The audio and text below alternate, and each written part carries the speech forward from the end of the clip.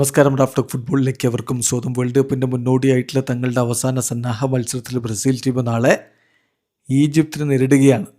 ആ കളിക്ക് മുന്നോടിയായിട്ട് ഇന്ന് അവരുടെ കോച്ച് കാർലോ ആഞ്ചലോട്ടി മാധ്യമങ്ങളെ കണ്ടപ്പോൾ സൂപ്പർ താരം നെയ്മർ ജൂനിയറുടെ കാര്യത്തിൽ ഒരു സുപ്രധാനമായിട്ടുള്ള അപ്ഡേറ്റ് തന്നിട്ടുണ്ട്. തിങ്കളാഴ്ച അദ്ദേഹത്തിന് ഒരു ഇമ്പോർട്ടൻ്റ് ആയിട്ടുള്ള ടെസ്റ്റ് നടത്തും. ആ ടെസ്റ്റിന് ശേഷം തീരുമാനിക്കും അദ്ദേഹത്തെ ടീമിനോടൊപ്പം ഗ്രൂപ്പ് ട്രെയിനിങ്ങിൽ ഉൾപ്പെടുത്തണമോ വേണ്ടയോ എന്ന്. കാര്യങ്ങൾ വളരെ വ്യക്തമായിട്ട് മുന്നോട്ട് പോയിക്കൊണ്ടിരിക്കുകയാണ്.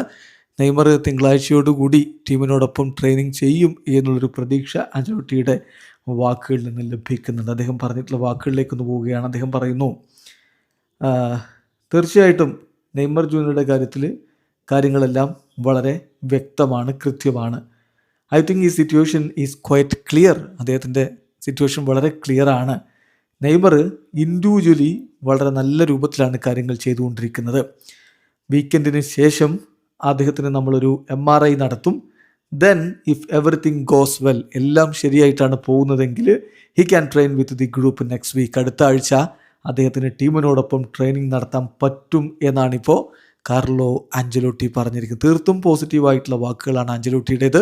നെയ്മർ ജൂനിയർക്ക് തിങ്കളാഴ്ച ഒരു MRI ടെസ്റ്റ് നടത്തും. അതിനുശേഷം എല്ലാം ഓക്കെ ആണെങ്കിൽ അദ്ദേഹത്തെ ടീമിനോടൊപ്പം ട്രെയിനിങ് നടത്താൻ അനുവദിക്കും എന്നാണ് കോച്ച് പറയുന്നത്. ഏതായാലും ഈ മത്സരം, ഈജിപ്തിനെതിരെയുള്ള മത്സരം, അതിന് എന്തായാലും ഇപ്പോൾ ഉണ്ടാവില്ല നെയ്മർ ജൂനിയർ.